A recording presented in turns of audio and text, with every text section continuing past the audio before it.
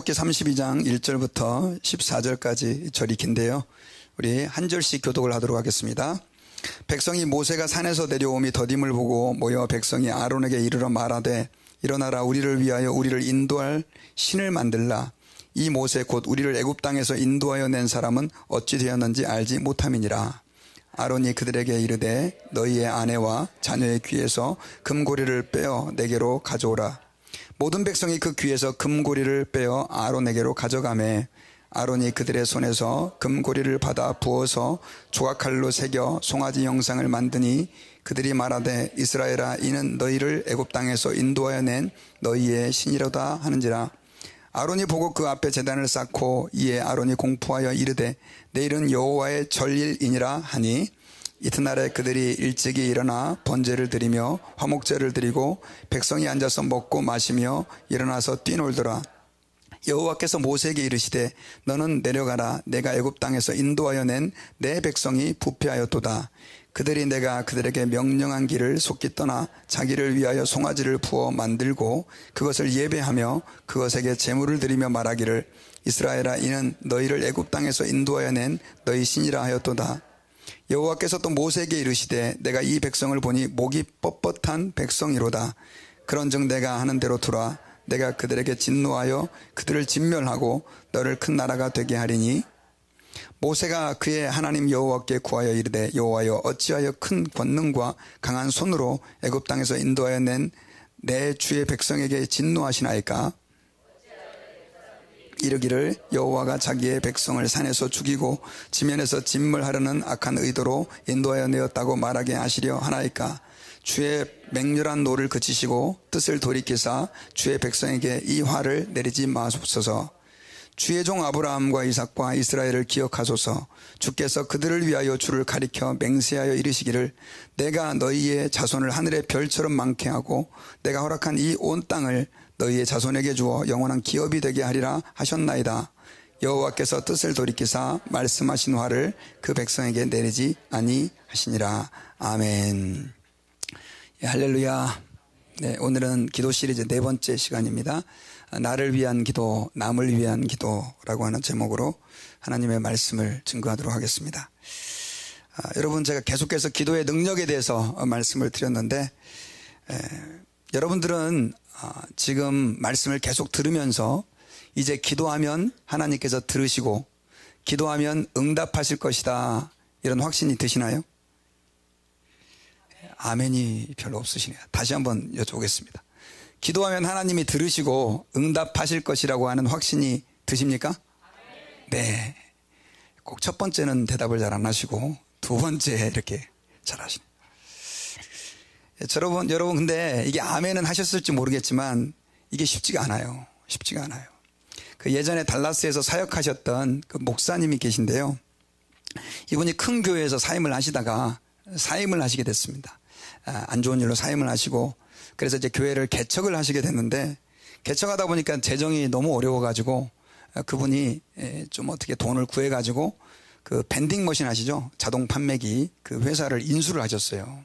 그래가지고 이제 그걸로 생활비를 벌고 하셨는데 그분이 이제 어쨌든 간에 뭐 목회자이지만 비즈니스를 하니까 동료 목사님들을 불러가지고 개업 예배를 드렸습니다.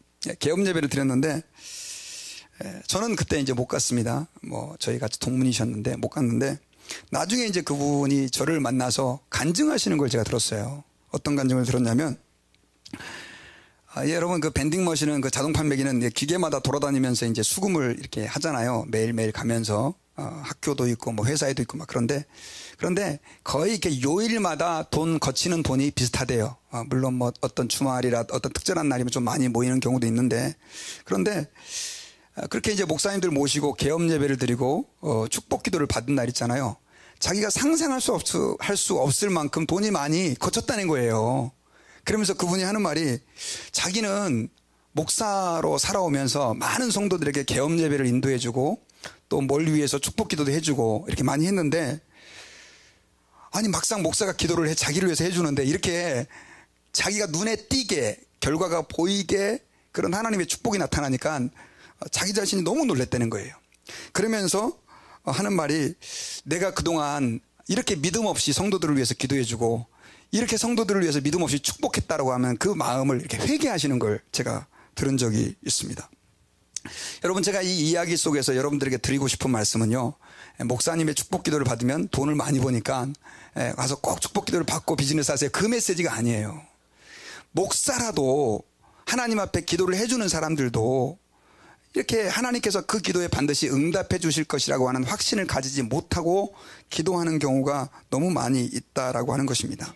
그러나 여러분, 기억하셔야 돼요. 하나님은 우리가 기도할 때 반드시 우리의 기도에 들으신다고 약속하셨고요, 설령 그 기도가 하나님 보시기에 좋지 않으면 다른 더 좋은 것으로 주시는 하나님이신 것을 믿으시기 바랍니다.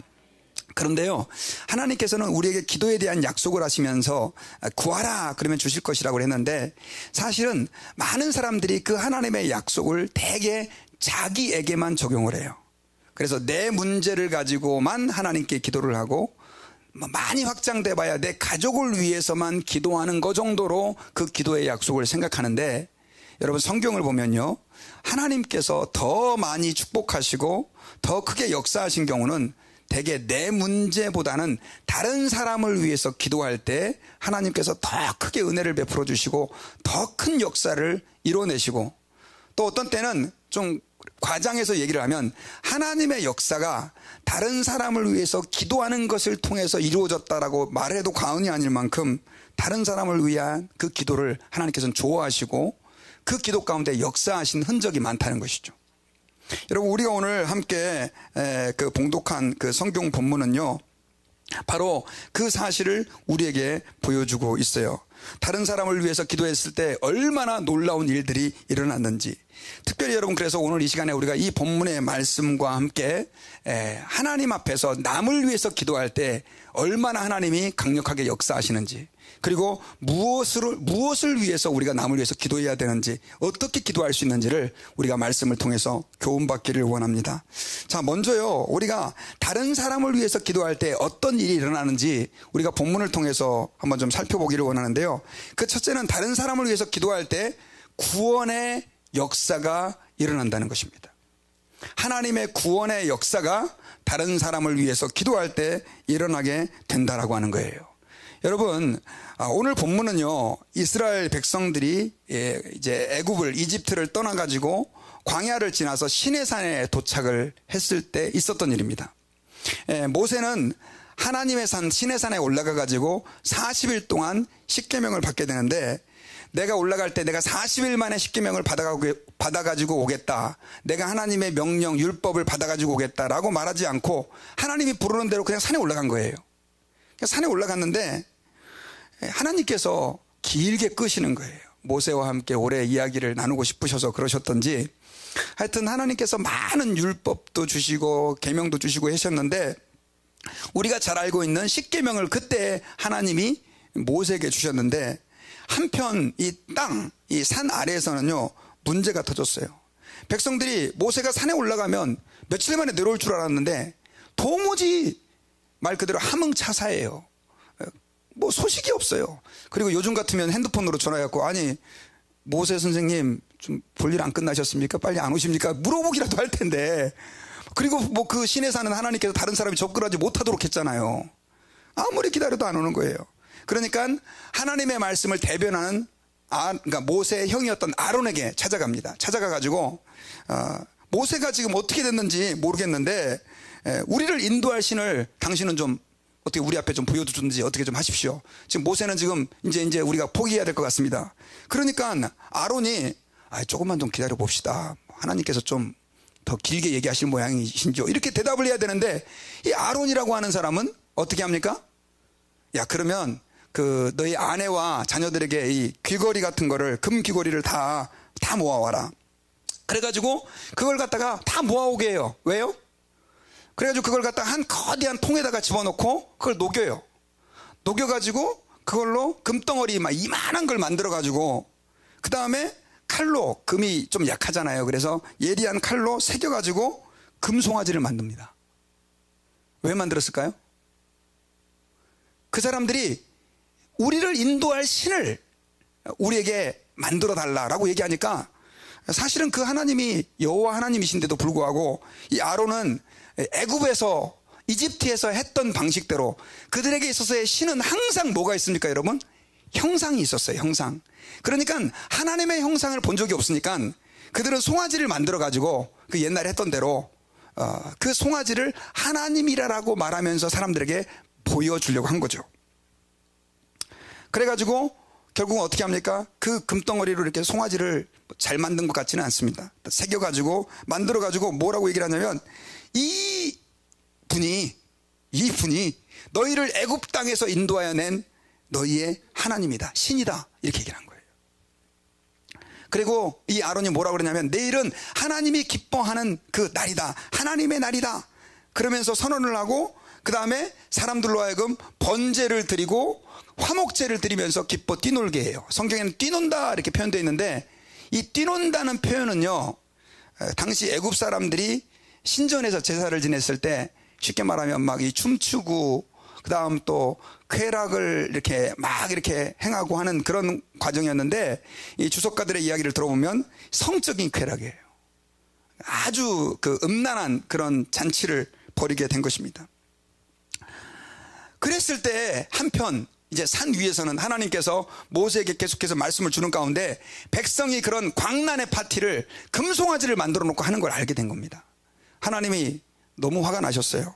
그래가지고 그들에게 특별히 그 진노하시면서 모세에게 이야기를 합니다. 애굽 땅에서 인도하여 낸 백성이 부패했다. 이 부패했다는 얘기는 타락했다는 뜻이에요. 그러면서 그들이 송아지를 만들고 그것을 예배하고 제물을 드리면서 애굽 땅에서 인도하여 낸 신이라고 하는데 내가 정말 기가 막히다. 내가 보니 이 백성은 목이 뻣뻣한 백성이다. 그래서 내가 그들을 다 진멸해버리겠다, 이렇게 얘기를 해요. 다 죽여버리겠다는 얘기예요. 그러면서 하나님께서 다 죽여버리면 안 되잖아요.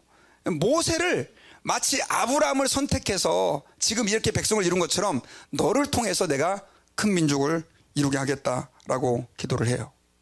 여러분, 그때 모세가 어떻게 기도하죠? 하나님 아버지 앞에 이렇게 기도하죠. 큰 권능으로 이끌어낸 하나님의 백성에게 하나님 진노하시면 어떡합니까? 그러면서 하나님 앞에서 이 모세가 그 백성을 위한 정말 애절한 기도를 드리게 돼요. 애절한 기도. 그러면서 두 가지로 이 모세가 하나님을 설득해요. 첫째는 뭐냐면 하나님께서 그 권능으로 애굽 땅에서 이스라엘 백성들을 인도해 내셨는데 만약에 여기서 다 죽이면 그 이집트 사람이 뭐라고 그러겠습니까? 애굽 사람이. 하나님은 그 백성을 다 죽이려고 애굽에서 꺼내온 거 아니냐, 이렇게 얘기할 거 아닙니까? 하나님 그러시면 아니 되시죠. 이렇게 하나님께 얘기를 해요. 그리고 두 번째로는 하나님은 아브라함하고 이삭하고 야곱하고 약속하셨잖아요. 하늘의 별처럼 바다의 모래처럼 그 백성들을 많아지게 해주시겠다고 말씀하셨잖아요. 하나님 약속하셨잖아요. 그래서 그 약속 지켜주세요. 야, 참 모세도 배짱이 크죠. 그런데 여러분, 그 기도를 하나님이 들으셨어요, 안 들으셨어요? 들으셨어요. 그리고요, 여러분 이거 놀라셔야 돼요. 그냥 눈 감고 묵상하고 듣지 마시고 좀 놀라시면서 들으세요. 그래야 설교하는 사람들도 좀 뭐가 신이 나는데 저는 막 하는데 아멘, 그렇죠, 이러시면 안 돼요. 이건 놀라셔야 돼요. 하나님께서 성경에 보니까 뜻을 돌이켜서 그 백성들을 진멸하지 아니하시고요, 그 백성을 용서하시기로 결정하셔요. 할렐루야. 누구 때문에요? 모세 한 사람의 그 백성을 위한 간절한 기도 때문에 하나님은 그를 멸하지 않고 용서해 주시기로 결정하신 거예요.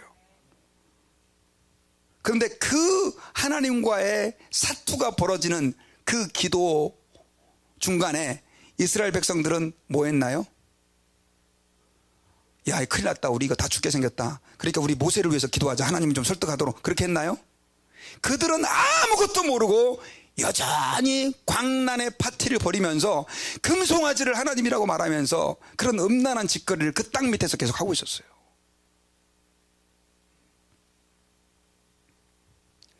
여러분, 한 사람의 백성을 위한 기도가 얼마나 파워풀하고 결국 그 백성을 멸망과 진노에서 건지는 놀라운 능력의 도구가 되었다는 사실을 우리는 그냥 그러려니 하면서 보면 안 돼요. 여러분, 이 모세의 모습은 누구를 보여주는 거냐면요, 예수님을 보여주는 거예요. 예수님. 여러분, 예수님께서는요 이 땅 가운데 오셨습니다. 왜 오셨죠? 예수님이 이 땅에 왜 오셨어요? 우리를 죄에서 구원하시기 위해 오셨죠.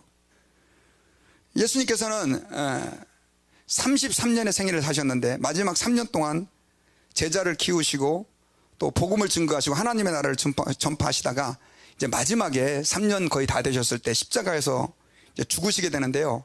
예수님은 늘 기도를 해오셨는데 그 십자가에서 죽으시기 그 전에는 정말 예수님이 간절히 기도하셨어요. 어디서? 겟세마네 동산에서 땀방울이 핏방울이 되도록 기도하셨어요. 예수님의 기도의 내용이 뭐였습니까? 이 잔을 내게서 피하여 지나갈 수 있다고 한다면 그렇게 해주십시오. 그러나 내 뜻대로 마시고 아버지의 원대로 되기를 원합니다. 이 기도였어요. 이 말은 뭘 얘기하는 거냐면 예수님이 십자가를 지고 갈 수 있도록 그렇게 기도한 거예요. 그 능력과 힘을 달라고 기도한 거예요. 아버지께. 누구를 위한 것이었습니까? 결국 우리를 위한 것이었어요. 여러분, 예수님의 기도가 얼마나 애절했는지 누가복음에서는 그 떨어지는 땀방울이 핏방울처럼 됐다 이렇게 얘기를 하고 있어요. 하나님의 아들께서. 여러분, 우리 인류는요 예수님의 그 땀방울이 핏방울이 되는 것과 같은 기도가 없었으면 이미 다 죽었어요. 예수님이 그렇게 정말 하나님 앞에서 사투를 벌이면서 그 십자가를 향해 기도를 했을 때, 그 십자가를 위해 기도했을 때 그분은 십자가를 지셨고요, 십자가에서 결국 테텔레스타이 다 이루었다라고 말하면서 우리의 구원을 완성하신 줄 믿으시기 바랍니다. 그러니까 이 모세의 모습은 결국 누구를 보여주는 거예요? 우리를 구원하신 예수 그리스도의 모습을 보여주는 거예요. 실제로 여러분, 예수님께서는 십자가에서 예수님을 향해서 조롱하고 예수님을 향해서 네가 하나님의 아들이어도 내려와 봐라 라고 하는 그 사람들을 향해서 뭐라고 예수님께서 또 말씀하십니까? 아버지여, 저들의 죄를 용서해 주십시오. 저들이 알지 못해서 그렇습니다. 여러분, 다른 사람을 위해서 하는 기도의 가장 모델은 예수 그리스도입니다. 그래서 여러분, 제가 중보라고 하는 단어를 잘 사용하지 않았거든요. 요즘 이렇게 다른 사람을 위해서 하는 기도를 다 중보기도라고 그래요. 그런데 저는 중보기도라고 하는 단어를 예수님의 기도 말고는 사용하지 않기로 했어요. 왜이냐면요, 자, 우리가 다른 사람을 위해서 기도하는 것을 사실 중보기도라고 얘기했을 때, 여러분, 이 예수님의 중보기도는요 우리가 다른 사람을 위해서 기도하는 것과는 차원이 달라요. 왜냐하면 우리 로마서 8장 34절을 우리 같이 한번 읽어볼까요? 시작. 누가 정죄하리요? 죽으실 뿐 아니라 다시 살아나신 이는 그리스도 예수시니 그는 하나님의 우편에 계신 자요 우리를 위하여 간구하시는 자시니라. 예수님은 하나님의 우편에서 우리를 위해서 아버지께 끊임없이 기도하세요. 여러분, 지금 예수님이 어디 계세요? 어려운 질문이죠. 예수님 어디 계세요? 우리 마음에? 대답이 어려우세요? 예. 제가 지난주 이단 세미나하고 왔는데 이런 거 확실하게 대답 못하시면 이단한테 걸려들어요. 따라해봅시다. 보좌 우편. 여기 나왔잖아요. 하나님 보좌 우편. 하나님 우편에 계신다고요. 하나님 우편에 계세요. 거기서 뭐하고 계세요? 누구를 위해서? 우리를 위해서 예수님은 지금 기도하고 계세요. 예수님의 가장 중요한 사역이에요. 그래서 그 예수 그리스도의 영이신 성령님께서 지금 우리 안에 들어와서 역사하시는 거예요. 여러분, 우리가 하나님 아버지 앞에서 믿음을 지킬 수 있고 신앙생활을 해나갈 수 있는 모든 원동력은 예수 그리스도께서 우리를 위해서 기도하시는 그 중보의 기도 때문이에요. 믿습니까, 여러분? 그래서 우리가 그 예수 그리스도의 제자고 예수 그리스도의 길을 따라가는 사람이라고 한다면 우리는 어떻게 살아야 되느냐? 예수님처럼 우리도 다른 사람을 위해서 기도해야 된다는 거죠. 우리는 예수님이 아니에요. 그래서 예수님처럼 기도할 수는 없지만 그분이 가신 발자취를 따라서 우리도 하나님 앞에서 다른 사람을 위해 기도할 때, 주님은 아까 제가 모세가 다른 사람을 위해서 기도할 때 그 200만 명이나 되는 백성들을 하나님이 살려주시고 용서해 주신 것처럼 여러분들이 누군가를 위해 기도할 때 하나님은 여러분들을 통해서 영혼을 살려주시고 구원해 주시는 역사가 일어날 줄 믿으시기 바랍니다. 스테반 아시죠? 스테반이 돌에 맞아 죽을 때 예수님처럼 기도했어요. 아버지요, 저들의 죄를 용서해 주십시오. 저들이 하는 것을 알지 못합니다.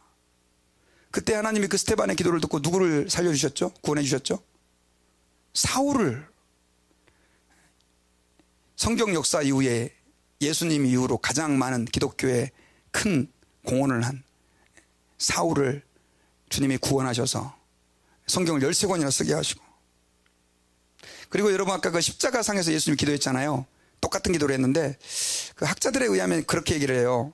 그 예수님이 십자가상에서 하셨던 그 모든 행동을 성경에 너무나 자세히 다 기록해 놨잖아요. 어떻게 그게 가능했을까요? 제자들은 뭐 하고 있었어요? 다 도망갔어요. 그리고 여자들도 멀찍이 있었단 말이에요. 그러니 그 십자가에 일어났던 자세한 걸 다 몰랐을 거예요. 그런데 어떻게 그게 가능했냐? 그 예수님을 처형했을 때 그때 있었던 군병이 회심하고 제자가 됐다는 거예요. 예수님의 제자가. 뭐 때문일까요? 저는 예수님의 기도 때문이라고 믿습니다. 여러분, 지금도요, 우리가 기도할 때 하나님은 이렇게 놀랍게 역사해요. 그 한동대학교에 지금은 이제 바뀌셨는데 김영길 총장이라는 분이 초대 총장이셨어요. 그런데 그분은 미국의 사이언스 저널이라고 하는 그곳에 학위 논문까지 이렇게 또 아주 영향력 있는 그 논문까지 제출할 정도로 굉장히 훌륭한 과학자세요. 그런데 이분은 하나님을 믿는 사람이 아니었어요. 그런데 그 와이프, 그 부인이 정말 하나님을 신실하게 바라보는 그 교회 권사님이셨습니다. 남편이 예수를 안 믿으니 얼마나 힘드셨겠어요. 그래서 그 권사님이 남편을 위해서 계속해서 기도를 했대요. 예수 믿으라 그러면 그분은 이렇게 대답을 한답니다. 나는 성경을 읽어보니까 이건 믿을 만한 게 안 돼. 말도 안 되는 게 너무 많아. 뭐 요한복음 보니까 뭐 예수님이 물을 포도주로 만들었다고? 그러면서 그분은 이렇게 얘기를 해요. 물은 화학기호로 H2O, 포도주는 C2H5OH인데 이 어떻게 H2O가 C2H5OH 이 포도주가 되냐, 이렇게 대답을 하시는 거예요. 부인이 할 말 있겠어요? 그리고 뭐 떡 2개하고 죄송합니다, 떡 5개하고 물고기 2마리로 오병이의 기적을 일으켰다고 하는데 그거는 The Law of Conservation of Mass, 한국말로 말하면 질량 보존의 법칙하고 이건 맞질 않아, 이건 과학적이지 않아, 그러면서 거절을 하는 거예요. 안 믿었어요. 그런데 그분이 예수님을 믿었어요. 그리고 하나님 앞에 완전히 헌신돼 가지고 그 포항에 가면 지금도 한동대학교라고 하는 대학교가 있는데 거기에 초대 총장으로 많은 후학들에게 정말 많은 영향력을 끼친 훌륭한 신앙의 모델이 되셨습니다. 여러분, 우리는 하나님 앞에서 기억해야 돼요. 기도하면 하나님이 역사하세요. 특별히 여러분 주변에 믿지 않는 분들이 있습니까? 아이고, 저 사람은 예수님이 와도 설득이 안 될 것 같은 사람, 그런 사람 있잖아요. 뭐 아까 지금 김영길 총장님 제가 얘기했지만 이런 분들 말고도 예수 믿으세요 그러면 내 주먹을 믿죠, 이렇게 하는 분들이 계세요. 망치로 한번 부수면 다 부서질 그 주먹을 믿는다고 하는 분들이 계셔요. 나중에 여러분 김영길 총장님이 예수를 믿고 나서 자기가 정말 어리석었다고 고백을 해요. 사실은 그분이 여러분 예수님 믿는 그 순간 그동안에 알았던 과학 지식을 다 포기했을까요? 아닙니다. 여러분, 그분이 하는 얘기가 그거예요. 예수 그리스도가 하나님이시라면 그거 너무 쉬운 거 아니냐고. 우리를 창조하시고 우리를 만드신 하나님이 물로 포도주 만드는 게 힘들겠어요? 떡 5개하고 물고기 2마리로 5,000명 먹이는 게 힘들겠냐고요. 아멘이죠? 예. 여러분, 하나님 앞에서 기도하면요 하나님이 역사하십니다. 제가요 지난주에 좀 신기한 일이 있었어요. 제가 이제 기도할 때 저는 그냥 이렇게 늘 생각을 따라서 성령이 주시는 대로 기도를 하는데 그러다 보니까 기도가 이렇게 좀 제한돼 있어요. 그래가지고 제가 몇 달 전부터는 그 이제 핸드폰에다가 메모장에다가 교인들을 다 분류를 해요. 새가족, 장기결석자, 그 다음에 이제 뭐 1, 2, 3, 4, 5 이제 사랑방별로 다 이렇게 놓고, 그리고 또 교회를 떠나가신 분들 이름은 별명부라 그래가지고요. 떠나가신 분들도 이렇게 이름을, 왜냐하면 그분들이 목사님 저를 위해서 기도해 주시는데 해주세요 했는데 떠나갔다고 해서 기도 안 하면 안 되잖아요. 그래가지고 이제 뭐 올해는 기도 못하죠. 왜냐하면 인원이 너무 많으니까. 뭐 저희 교회가 지금 예배 나오는 사람은 뭐 이래도요 여러분, 그 제가 기도해야 될 대상은 이거의 3배 4배 이상 돼요. 그래서 기도를 했는데 제가 기도하다 보니까 장기 결석자 중에서 한 3, 4년 전에부터 교회를 안 나왔던 사람들의 명단이 이렇게 이제 되더라고요. 그렇다고 다른 교회 간 것도 아니고, 다른 교회 갔으면 제가 이제 이름을 지우겠지만, 그래서 기도를 그냥 이렇게 쭉 이름을 불러가면서 기도를 했는데 그 지난주 토요일 날인가요? 밤 11시에 갑자기 전화가 왔어요. 그 장기 결석자 중에서 한 자매가 거의 한 3년 만에 전화를 저한테 한 거예요. 저는 그 전화번호에 이제 이름이 이제 아직까지 있으니까 보고 깜짝 놀란 거예요. 아니, 무슨 일이 생겼나? 갑자기 걱정이 되고, 왜냐면 그런 분들이 갑자기 전화 왔을 때는 이건 무슨 큰일이 생긴 거거든요. 그래가지고 토요일 날 그것도 밤 11시에 목사한테 전화를 했으니까. 알고 봤더니, 그분이 아는 언니하고 같이 이야기를 하다가 신앙에 대한 얘기, 종교에 대한 얘기를 하다가 궁금한 게 생긴 거예요. 근데 그때 누가 생각이 났다고요? 제가 생각이 났대요. 그 사람을 제가 여러분 전도하려고요. 정말 얼마나 애를 썼는지 몰라요. 신방 가면 바쁘다고 그러고 만나주지도 않죠. 막. 진짜 뭐 어떻게 할 방법이 없어요. 저도 좀 열심히 좀 이렇게 끈덕지게 전도를 하려고 하는 편인데. 그래가지고 얘기를 하다가 이제 그 궁금증을 제가 해결해 줬어요.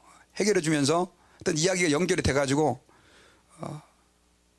그러면 교회는 지금 다니세요? 그랬더니 안 다닌대요. 그러면서 이제 그 자매하고 아는 언니가 이제 같이 저하고 얘기를 많이 하면서 어쨌든 그래가지고 그 자매하고 언니가 저하고 연결이 돼가지고요. 얘기하는 가운데 목사님 교회 나올게요. 그렇게 얘기가 된 거예요. 할렐루야, 아멘을. 그리고 원래 이번 주에 왔어야 되거든요. 어저께 연락을 했더니 뭐 제가 온다 그래 놓고 바로 오기는 힘든다는 거 알아요. 그래가지고 어저께도 연락을 했더니 목사님 이번 주에 못 가고 제가 조만간에 빨리 오겠습니다. 그래서 제가 그때 놀란 게 뭐냐면요, 제가 한 사람의 영혼을 전도하려고 그렇게 쫓아다니고 애를 쓰고 뭐 하여튼 갖은 노력을 해도 별로 효과가 없던 게 그냥 와서 이름만 부르면서 기도만 했는데 하나님이 그것도 그 사람 한 사람하고 더 플러스 해가지고 그렇게 해서 이제 막상 와봐야 되겠지 알겠지만요, 얼마나 또 마귀가 역사하겠어요. 그렇게 역사해 주시는 것을 경험했어요. 여러분, 잃어버린 영혼을 구원하는 거예요. 여러분들이 말 잘해서 되는 게 아닙니다. 밥 사준다고 그 영혼이 예수 믿을 것 같습니까? 밥 사주는 거 하셔야 돼요. 그렇다고 오늘부터 내가 밥 절대 안 사줘 그러시면 안 돼요. 기도만 해야지 이러시면 안 돼. 그것도 해야 돼요. 하지만 제가 느낀 거는 그것 자체로 사람이 변하고 회심하고 구원받고 하나님께 돌아오는 게 아니라는 거죠. 그 영혼을 위해서 우리가 눈물 뿌려 기도할 때 모세 한 사람의 기도 때문에 200만 명을 살리셨다면 하나님이 우리 기도 듣고 한 영혼 안 살려주시겠냐고요. 그래서 여러분 기도하셔야 돼요. 하나님 앞에서 주님, 내 기도를 통해서 많은 영혼을 살려주십시오. 이렇게 기도를 해야 돼요. 그리고요, 우리가 하나님 앞에서 이렇게 기도를 하잖아요. 그러면 사실은 다른 사람을 위해 기도하는 그 기도는 다 누구에게로 가요? 혜택이 다른 사람에게 가는 것 같죠? 그런데 그게 나한테 돌아온다는 거예요. 다른 사람을 위해 기도하면 누가 복을 받아요? 우리가 복을 받아요. 여러분 디모데전서 2장 2절과 3절을 한번 읽어보겠습니다. 시작. 임금들과 높은 지위에 있는 모든 사람을 위하여 하라. 이는 우리가 모든 경건과 단정함으로 고요하고 평안한 생활을 하려 함이라. 이것이 우리 구주 하나님 앞에 선하고 받으실 만하니. 자, 여기 보니까 앞에 이 디모데전서 에서 바울이 기도하라라고 권면하면서 특별히 누구를 위해 기도하라고 권면하고 있습니까? 임금들과 높은 지위에 있는 모든 사람을 위해서 기도해라. 이는, 그 이유는 우리가 모든 경건과 단정함으로 고요하고 평안한 생활을 하려 함이라. 여러분, 나라와 민족을 위해서 이제 제가 이따 또 언급하겠지만 기도를 하는 것은 나를 위한 기도가 아니죠. 다른 사람을 위해서 기도하는 것은 나를 위한 기도가 아닙니다. 그런데 그들을 위해 기도하는 것이 결국 우리가 평안함을 경험하게 되는 계기가 된다는 것이죠. 그리고 그것이 하나님 앞에 선하시고 받으실 만하다는 것이죠. 예수님께서는요, 마태복음 10장 10절, 12절과 13절에서는요, 이렇게 약속을 했어요. 우리 같이 한번 읽어보겠습니다. 시작. 또 그 집에 들어가면서 평안하기를 빌라. 그 집이 이에 합당하면 너희 빈 평안이 거기 임할 것이요, 만일 합당하지 아니하면 그 평안이 너희에게 돌아올 것이니라. 자, 어떤 집을 가든지 무조건 어떻게 해요? 평안을 빌려는 거예요. 그 말은 주님이 그 기도를 듣고 그곳에 평안을 허락해 주신다는 뜻이에요? 아니에요. 주신다는 뜻이죠. 근데 만약에 그 집이 평안을 받을 만하지 않아요. 그럼 그 평안이 누구에게 돌아와요? 기도한 사람에게. 그러니까 여러분들 어느 집에 가든지 간에 꼭 기도하세요. 예수 믿는 사람들이 가가지고 어떤 집을 방문했는데 안 믿는 사람이든지 식당이든지 하나님 이 집을 축복해 주시옵소서. 이 집이 영원히 잘 되게 해주시고 예수 만나게 해주시고 그 다음에 이 가정이 복되게 해주옵소서. 축복을 많이 빌어주세요. 못된 사람일수록 여러분들에게 그 복이 많이 돌아온대요. 할렐루야. 이게 좀 이상하네요. 근데 거기서 그 복을 받을 만하고 그 집이 다 복을 받아버리면 우리에게는 복이 안 돌아오죠. 또 이렇게 또 순진하게 생각하시는 분들이 계세요. 여러분, 이건 뭘 얘기해 주는 거냐면 우리가 하나님 앞에서 다른 사람을 위해서 기도하면 내게 복이 된다는 것을 주님이 말씀해 주고 있는 거예요. 할렐루야. 그러면 여러분, 우리가 누구를 위해 기도해야 될까요? 첫째는요, 교회와 사역자를 위해서 기도해야 돼요. 로마서 1장 9절에 우리 같이 한번 읽어보겠습니다. 자, 시작. 내가 그의 아들의 복음 안에서 내 심령으로 섬기는 하나님이 나의 증인이 되시거니와 항상 내 기도에 쉬지 않고 너희를 말하며. 자, 여기서 로마서 1장 9절에서요, 사도 바울은 하나님이 내 증인이래요. 나는 항상 내 기도에 쉬지 않고 누구를 말해요? 너희가 누굴까요? 로마 교회를 얘기하는 거예요. 로마 교회. 바울은 지금 로마 교회하고 떨어져 있어요. 멀리 떨어져 있어요. 그런데도 불구하고 바울은 그 세계 곳곳에 형성된 그 교회를 위해서, 자기 문제도 너무너무 많을 텐데 계속해서 그들을 위해서 뭐 하고요? 쉬지 않고 기도하고 있었다는 거예요. 여러분, 왜 성도들이 교회를 위해 기도해야 되는 줄 아십니까? 제가 여러분들에게 여쭤볼게요. 교회를 통하지 않고 잃은 영혼이 하나님께로 돌아올 방법이 있어요, 없어요?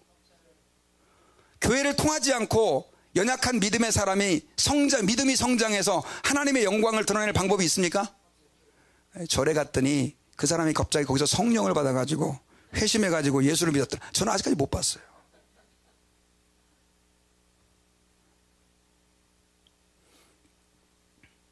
여러분, 교회를 위해서 기도하셔야 돼요. 교회를 위해서 기도한다는 것은 하나님 우리 교회 건물 번개칠 때 절대 안 무너지게 해주시고, 그게 아니에요. 성도를 위해 기도하는 거예요. 성도를 위해서. 여러분, 기도할 때마다 최소한 우리 다사랑교회 성도들만을 위해서는 기도해야 돼요. 기도해야 돼요. 진짜 나 기도만 딸랑하고 그러지 마시고, 누구를 위해서? 성도를 위해서. 이것도 똑같아요. 성도를 위해서 기도했는데 그 성도가 내 기도를 받을 만하지 않으면 그 기도가 다 나한테 돌아와요. 축복해. 그 다음에 또 에베소서 6장 19절에서요. 같이 읽어보겠습니다. 시작. 또 나를 위하여 구할 것은 내게 말씀을 주사 나로 입을 열어 복음의 비밀을 담대히 알리게 하옵소서 할 것이니. 자, 이거는 무슨 말이냐면 바울이 나를 위해서 기도해달라. 뭘 위해서? 내게 말씀을 주사 나로 입을 열어 복음의 비밀을 담대히 알리게 해달라고.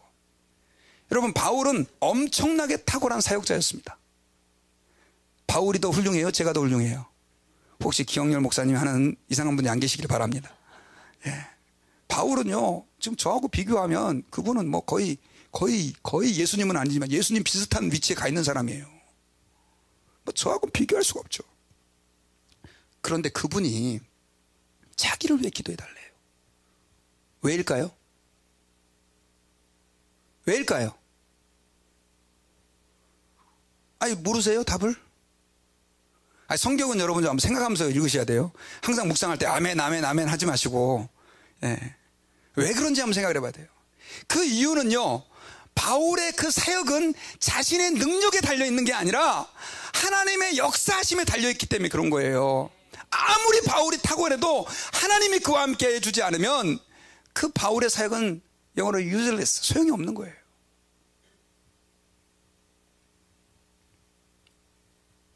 세상 사람들은요, 지금 회사의 그 CEO 아시죠? CEO.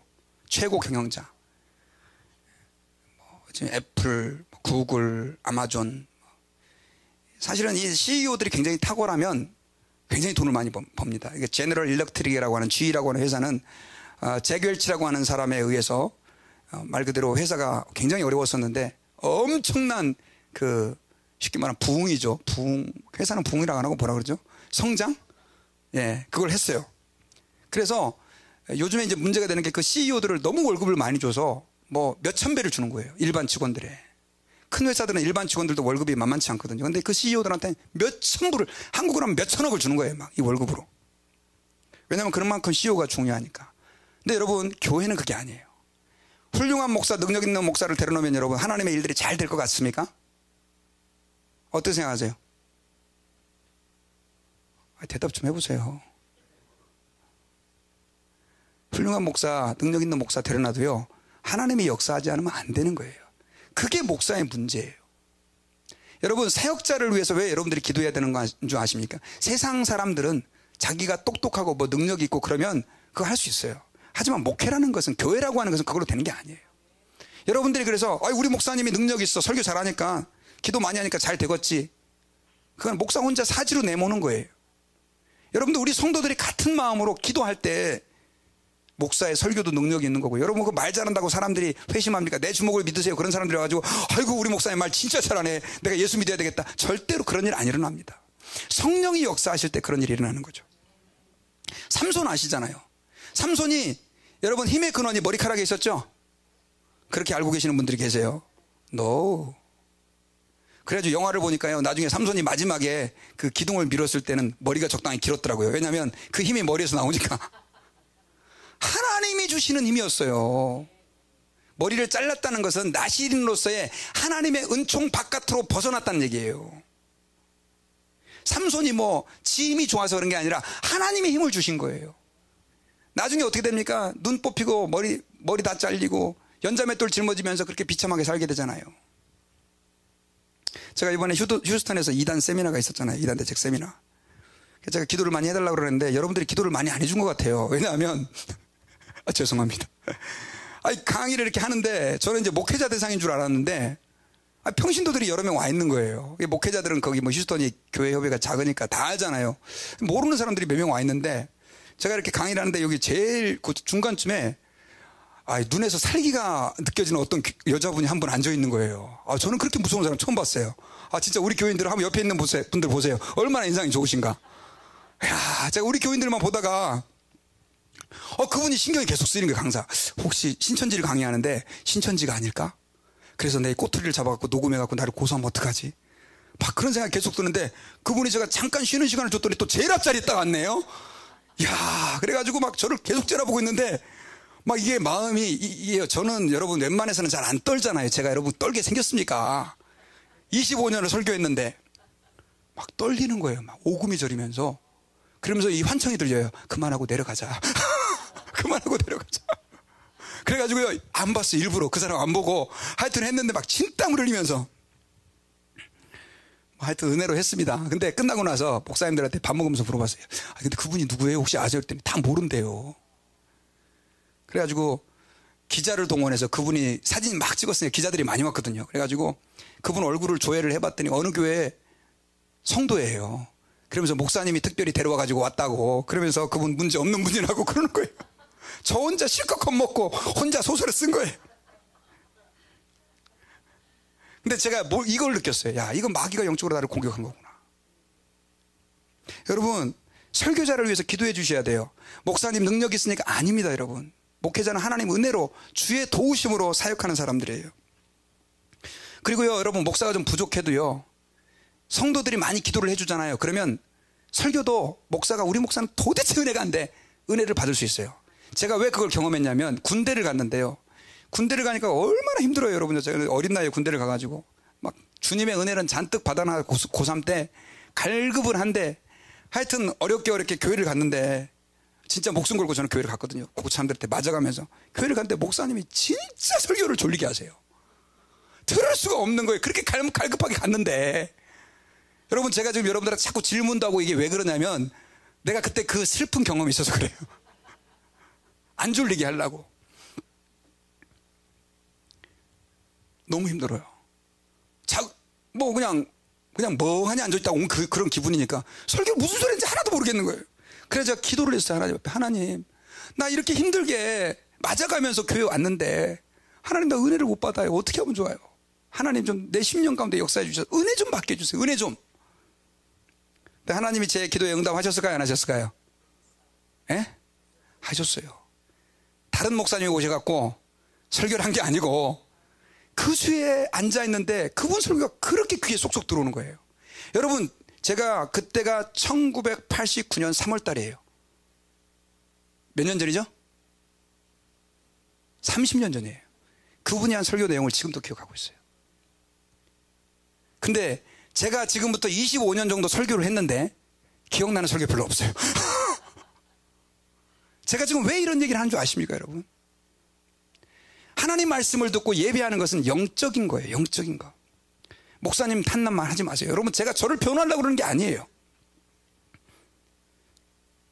왜 선교사님들을 위해서 기도해야 되는 줄 아십니까? 저 선교사님은 너무나 공부도 PhD 학위도 가지고 있고 선교사님이 인간관계도 너무 잘해가지고 어디다 다 내놔봐도 그분은 선교 잘할 거야. 돈만 보내주면 돼. 전혀 아닙니다, 여러분. 선교지는 영적 전쟁이죠. 선교사님들이 왜 기도해달라고 하냐면 돈은 못 보내줘도 기도라도 해드리면 그분들이 그 사역을 그 기도의 힘으로 감당하는 거예요. 우리 교회에서 훈하는 분들 있잖아요, 여러분. 그래서 기도해 주세요. 그냥 억지로 하지 마시고. 감리교회 창시자 요한 웨슬레는요, 이렇게 말을 했어요. 우리 한번 같이 한번 읽어볼까요? 시작. 나에게 오직 죄만 두려워하고 하나님만 사모하는 기도의 사람 100명을 달라. 그들이 목사이든지 평신도이든지 상관없다. 그런 사람 100명만 있으면 지옥의 문을 깨뜨리고 이 세상에 하나님의 나라를 세울 수 있을 것이다. 목사이든지 평신도이든지 상관없대잖아요. 100명만 기도하는 사람이 있다면 뭘게요? 지옥의 문을 깨뜨리고. 야, 너무 멋있죠, 표현이? 이 세상에 하나님의 나라를 세울 수 있을 것이다. 오늘은 하나님의 은혜를 많이 주셔서 그런지 시간이 다 됐는데 반밖에 못했어요, 설교를. 빨리빨리 하겠습니다. 누구를 위해 기도해야 되느냐? 그 다음에는요, 원수를 위해 기도해야 돼요. 원수를 위해서. 자, 마태복음 5장 44절 같이 읽어보겠습니다. 시작. 나는 너희에게 이르노니 너희 원수를 사랑하며 너희를 박해하는 자를 위해서 크게 뭐하라? 기도하라. 45절. 이같이 한즉 하늘에 계신 너희 아버지의 아들이 되리니 이는 하나님이 그 해를 악인과 선인에게 비추시며 비를 의로운 자와 불의한 자에게 내려주심이니라. 여러분, 우리는 우리를 박해하는 사람, 우리를 힘들게 하는 사람, 고통 주는 사람을 위해서도 기도해야 돼요. 누구를 위해서? 누구를 위해서? 원수를 위해서인 것 같죠? 나를 위해서예요. 여러분, 이거 기억하셔야 돼요. 원수를 사랑하라, 박해하는 자를 위해 기도하라. 그거는 누구를 위해서냐면 나를 위해서예요. 그렇게 기도하다 보면요, 하나님이 누구를 고쳐주냐면 나를 치료해줘요. 한번 생각해보세요. 박해하는 사람 때문에 열받아가지고 계속해서 스트레스 받고 있으면 누가 병 걸려요? 내가 병 걸려요. 그 사람은 잊어버리고 몰라요. 그 다음에 나라와 정부를 위해서 기도해야 돼요. 누구를 위해서? 나라와 정부와 직장과 상관을 위해서 기도해야 돼요. 디모데전서 2장 1절을 보겠습니다. 시작. 그러므로 내가 첫째로 권하노니 모든 사람을 위하여 간구와 기도와 도구와 감사를 하되 임금들과 높은 지위에 있는 모든 사람을 위하여 하라. 이는 우리가 모든 경건과 단정함으로 고요하고 평안한 생활을 하려 함이라. 성경에서는 누구를 위해서 기도하라고 얘기하고 있습니까? 임금들과 높은 지위에 있는 사람을 위해서 기도해라. 그렇게 함으로 모든 단정함과 경건과 단정함으로 우리가 고요하고 편안한 생활을 하게 된다. 아까 인용했던 말씀이죠. 여러분, 제가 여러분들에게 여쭤볼게요. 임금들, 지금은 임금이 있어요, 없어요? 없죠. 대통령을 위해서 기도하시는 분. 예, 할렐루야. 다행이네요. 하셔야 됩니다. 저는요, 제가 80년대, 90년대 신앙생활 할 때, 그때는 한국이 군사정권 하에 있을 때였어요. 쉽게 말하면 정통성이 없는 사람들이었어요. 그런데도 불구하고 예배 시간마다 나라와 민족을 위해서 얼마나 기도했는지 몰라요. 저는 나라와 민족을 위해 기도할 때마다 진짜 울었습니다. 근데 언제부터인가 교회가 이념 갈등 속에 빠져버렸어요. 좌파, 우파, 보수, 진보. 목사님이 보수인 곳에 가면요, 맨날 좌파 욕해요. 빨갱이라고. 또 좌파인 곳에 가면 맨날 꼴통보수라고 또 욕해요. 제가 그곳에서 대통령을 위해서, 나라를 위해서 기도하는 소리를 별로 못 들어봤어요. 여러분, 제가 여러분들에게 여쭤볼게요. 교회는 좌파가 돼야 됩니까? 우파가 돼야 됩니까? 예? 중립이어야 됩니까? 따라해 봅시다. 예수님파가 돼야 된다. 예. 저는 지금 좌파도 문제가 많고요, 우파도 문제가 많다고 생각해요. 여러분, 이거 기억하세요. 한국이든지 미국이든지요, 대통령은 51%의 지지로 대통령이 됩니다. 51%만 넘으면 돼요. 어차피 누가 대통령이 되든지 40%는 반대자가 있어요. 그래서요, 교회가 이걸 되게 잘해야 돼요. 그러면 교회가 여기서 눈치를 보면서 이렇게 포지션을 정해야 되는데 그게 아니에요. 저는 여러분 이렇게 생각해요. 우리 예수 믿는 사람들은요, 성경의 입장에 확실하게 서서 정부를 견제할 수 있는 능력이 있어야 돼요. 이게 우리 교회의 입장이어야 되는 거예요. 여러분, 사실은 어떤 분은 교회는 우리 변치 않는 진리의 말씀을 파수해야 되니까 보수해야 되지 않겠습니까? 그러면서 보수가 마치 교회의 전부인 것처럼 얘기하는 분들이 계세요. 여러분, 제가 여러분들에게 여쭤볼게요. 예수님이 보수였어요? 진보였어요? 너무 어려운 질문했어요, 제가? 자, 예수님이 보수였어요, 진보였어요? 예? 진보였어요. 그 당시 유대인들, 바리새인들은 다 보수파였잖아요. 그 보수에 의해서 진보이신 예수님이 죽으신 거예요. 또 한번 물어볼게요. 자, 종교개혁 때 말틴 루터, 켈빈, 쯔윙글리, 베자를 이용한 그 사람들이 목숨 걸고 종교개혁을 일으켰죠. 그때 그 사람들은 진보였어요? 보수였어요? 이제 여러분들이 좀 따라오시네. 진보였죠. 진보였어요. 우리 CRC 교단은 Christian Reformed Church예요. In America. Reformed라고 하는 말은 무슨 말이냐? 개혁한다는 뜻이에요. 자, 이 Reformed라고 하는 말은 보수라는 얘기예요? 진보라는 얘기예요? 그런데 우리는 좌파가 아니에요. 흔히 말하는. 왜냐하면 우리는 변치 않는 진리의 말씀인 성경을 떠나면 안 되니까. 그런 관점에서 우리는 보수여야 되는 거예요. 그래서요, 크리스찬의 이 진보의 개념은요, 좀 달라요. 어떻게 다르냐면, 말씀, 어떤 사회든지 어떤 조직이든지 교회든지 성경적이지 않은 것은 다 때려 고쳐야 돼요. 그런 관점에서는 진보예요. 하지만 성경으로 돌아가야 된다고 하는 부분에서는 어떻게 해요? 보수적인 거죠. 제가 여러분 왜 이런 얘기를 하냐면, 지금 미국도 그렇고 한국도 그렇고요, 진보 정권에 있는 분들하고 보수 정권에 있는 분들이 저는 100% 성경적이라고 생각하지 않아요. 그래서 둘 다 개혁돼야 돼요. 그래서 우리는 그들보다 더 진보해야 돼요. 제가 지금 왜 이런 얘기를 하냐면, 지금 한국에요, 이단보다 더 심각한 문제가 좌파 우파가 나눠서 서로 싸우는 거예요. 교회도 막 난리가 아니에요. 난리가 아니에요. 교회도 성도들이 막 문재인 반대파, 문재인 지지파 해가지고 막 난리가 아니에요. 난리가. 정치 얘기만 나왔다 그러면 갑자기 막 조용하던 분들이 막 그냥 그때부터 막 교회가 갑자기 전쟁터가 되고. 저도 연세 드신 목사님이요, 계속해서 대통령 빨갱이라고 그런 글을 보내주시는 분들 계세요. 저는 이렇게 생각해요. 여러분, 그 문제를 봤을 때 한번 따라해봅시다. 기도해야 된다. 욕만 하지 말고 기도해야 돼요. 여러분들이 봤을 때 그 대통령이 문제가 있잖아요. 기도해야 돼요. 저는 여러분, 이 미국의 트럼프 대통령 올라올 때부터 트럼프가 미국 대통령 되면 미국 망한다 그렇게 생각했던 사람이에요. 미국 역사상 제일 싫어했던 대통령이 트럼프예요. 근데 제가 시민권자가 돼갖고 투표를 했는데 누구를 찍었는지 아세요? 트럼프를 찍었어요. 미칠 것 같아요. 저도 창피해서 어디 가서 얘기도 못해요. 우리 딸들은 지금도 저를 아빠를 이상한 목사로 생각해요. 왜인 줄 아세요? 그 문제 많은 사람이 기독교 정책과 성경적인 정책을 시행하려고 하기 때문에 밀어준 거예요. 그리고 그렇게 하고 있어요. 낙태 문제, 동성애 문제. 여러분 아세요? 성탄절날 우리 옛날에 메리 크리스마스 인사도 못한 거? 오바마 때? 오바마 제가 굉장히 좋아했던 대통령이에요. 저는 진보거든요. 얘가 약간.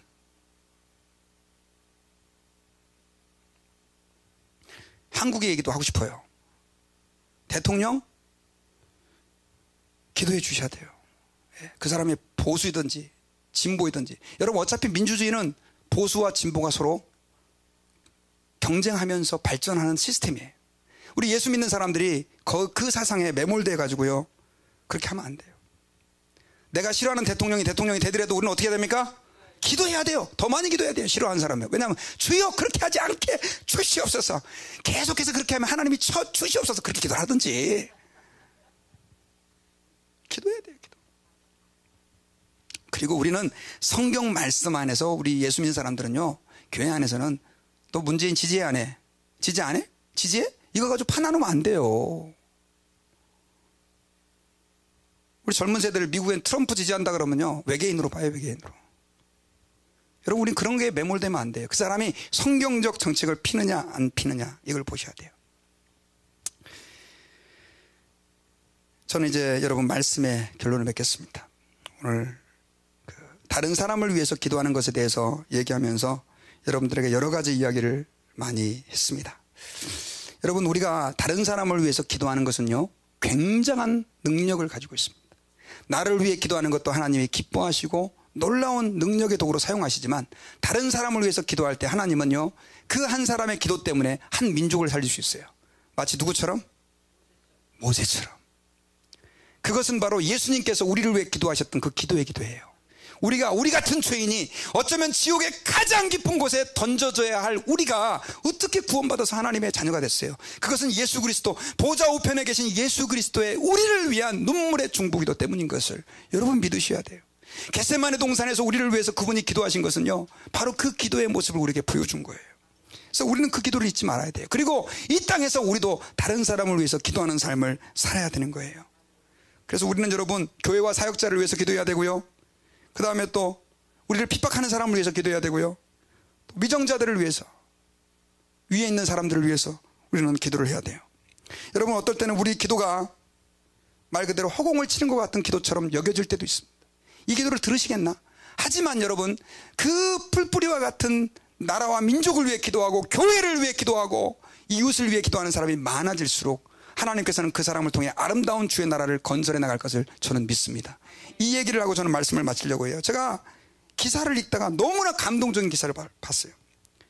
어떤 이 나이 드신 부부인데요, 환경운동가인데 세바스 치앙이라고 하는 사람하고 그의 아내 두 사람이요, 이게 그 브라질입니다. 브라질인데 이 동네 2001년도에 왔어요. 근데 이 동네가 저렇게 황무지였었어요.